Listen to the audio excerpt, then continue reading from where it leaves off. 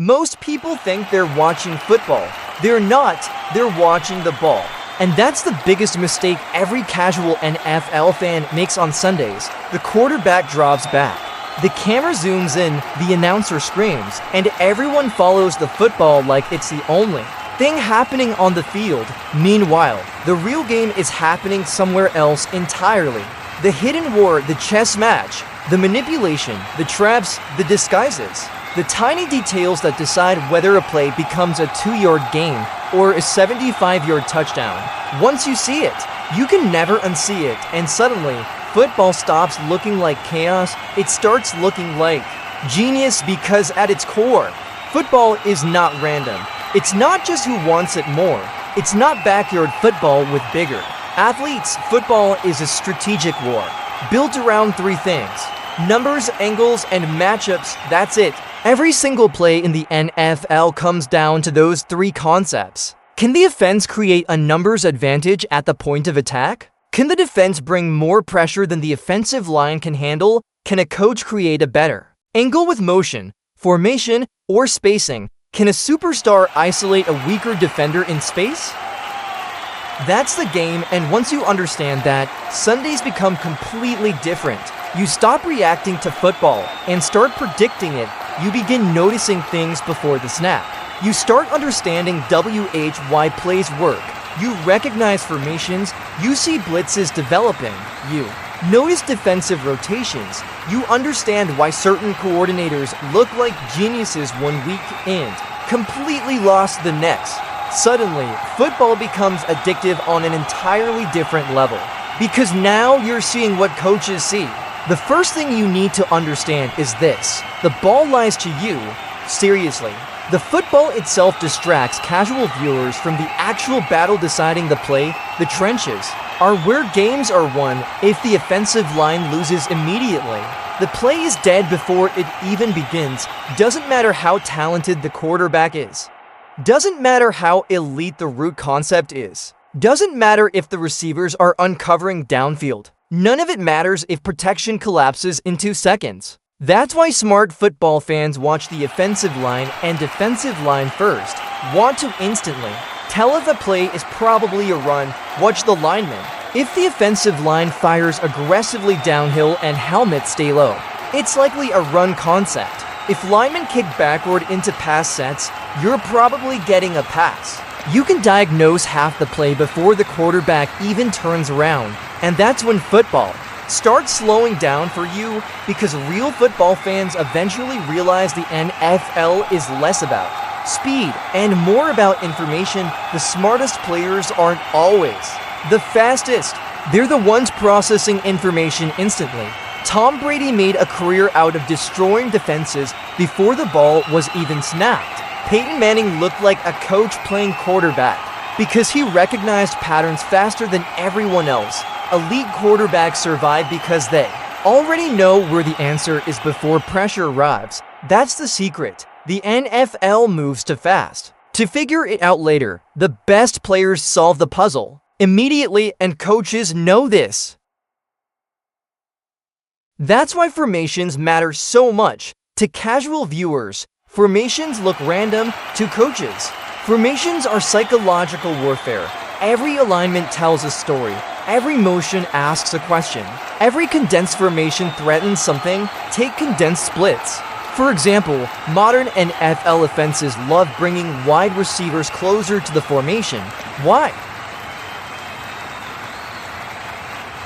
Because shorter spacing creates sharper crossing routes. Routes hit faster. Angles improve. Defenders get trapped in traffic. And suddenly, concepts like mesh become nightmares to defend. That tiny adjustment completely changes the geometry of the play, and football is geometry. That's why creative coaches are obsessed with spacing. They're constantly manipulating leverage, creating better angles, forcing hesitation, stretching defenders horizontally and vertically until somebody breaks. The scary part?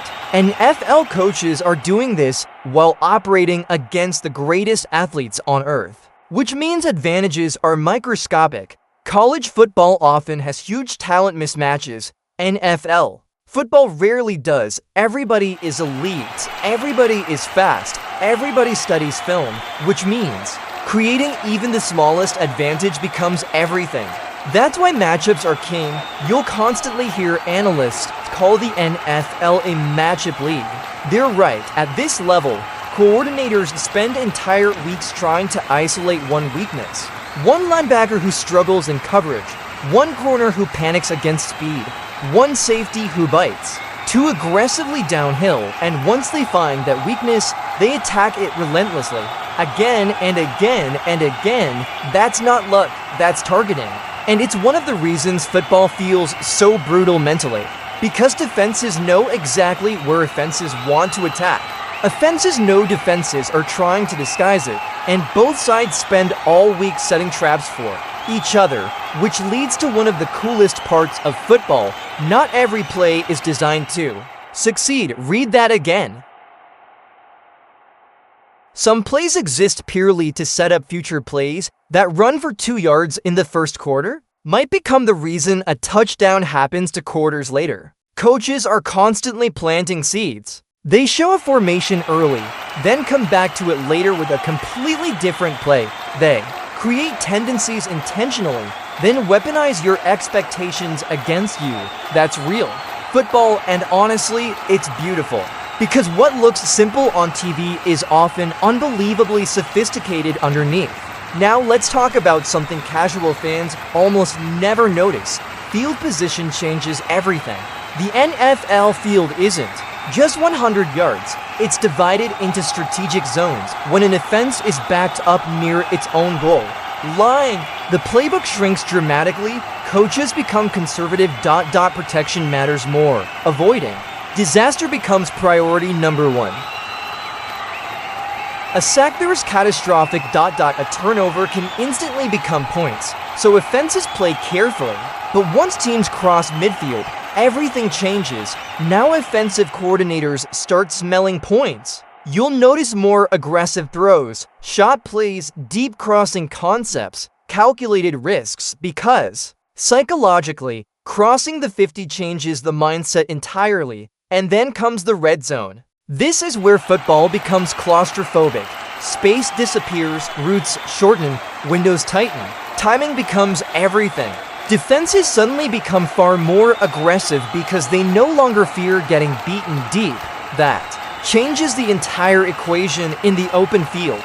Defenses must protect huge amounts of space. Inside the red zone, everything compresses, which is why elite red zone offenses are terrifying. They can execute under pressure where space barely exists, and great quarterbacks become even more dangerous there because anticipation matters more than arm strength. The best quarterbacks throw receivers open before defenders even realize what's happening. Now here's something most fans never think about. First down is massive, not just because it keeps drives alive, but because first down gives offenses freedom. On first down, defenses must respect everything: run, pass, play action, screens, shots, motion. The entire playbook is available. That uncertainty creates stress for defenses, but once offenses get behind the chains, the defense gains control. 2nd and 15, 3rd and long. Now the defense can attack aggressively because possibilities shrink. That's why winning first down is one of the biggest hidden battles in football, and elite offenses understand this completely. Which brings us to scripted plays. NFL teams often script their first 15 to 25 offensive plays before the game even starts. Think about that. Entire sequences are planned in advance. Why? Because coaches spent the whole week studying tendencies, weaknesses, coverages, and reactions. The opening drive isn't random, it's calculated. That's why some teams explode early before cooling off later. The script gives them answers, but eventually the script ends, and that's when the real coaching battle begins. Now adjustments matter, counters matter, and game problem solving matters. This is where elite coaching separates itself. Anybody can design plays during the week, but adapting live against world-class athletes and coordinators, that's different. That's pressure, and speaking of pressure, let's talk about one of the biggest misconceptions in football. People love blaming quarterbacks for sacks. But here's the reality. The offensive line is generally expected to protect for around 3 seconds. That's it. 3 seconds after that, chaos usually wins. So when a quarterback holds the ball forever and gets destroyed, that's often on him. But if pressure arrives instantly, that's usually protection failure. Elite quarterbacks understand this internal clock perfectly.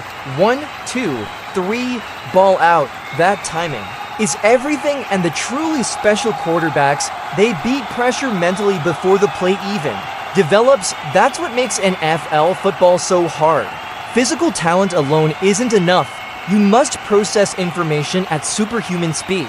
Coverage rotations, blitz indicators, leverage, protection calls, safety alignment, route timing, all while 300-pound defensive linemen try to erase your existence, which is why smart fans watch safeties constantly. Safeties often reveal the coverage. Single high looks frequently hint toward cover 3 or cover 1. Two high safeties suggest split field coverage structures. Now, obviously, NFL defenses disguise things constantly, but safety alignment still provides clues.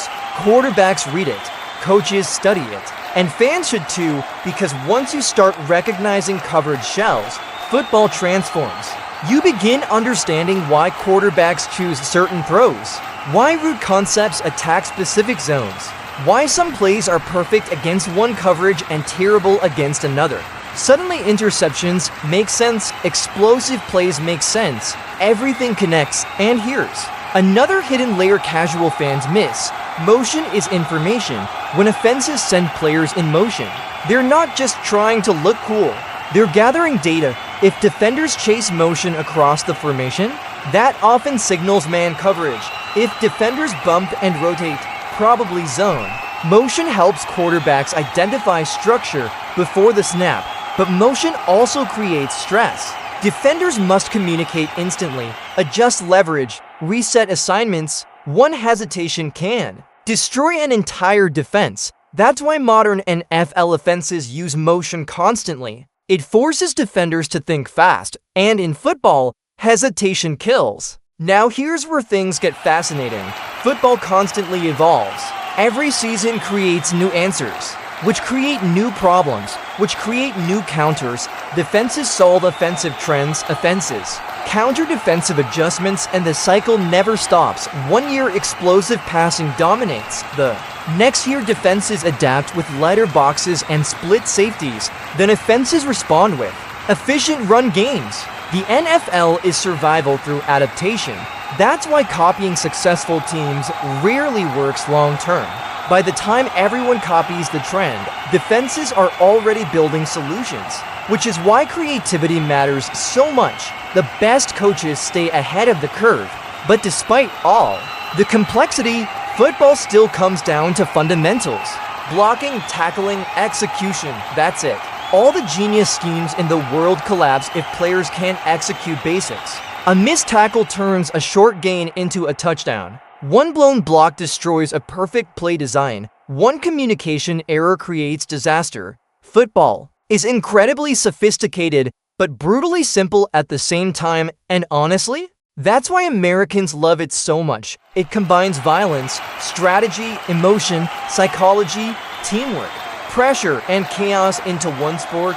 Every snap matters. Every adjustment matters. Every matchup matters, and once you understand the hidden layers underneath the surface, you never watch football the same way again. You stop seeing random collisions. You start seeing calculated warfare. You start recognizing traps before they happen. You notice defenses baiting quarterbacks.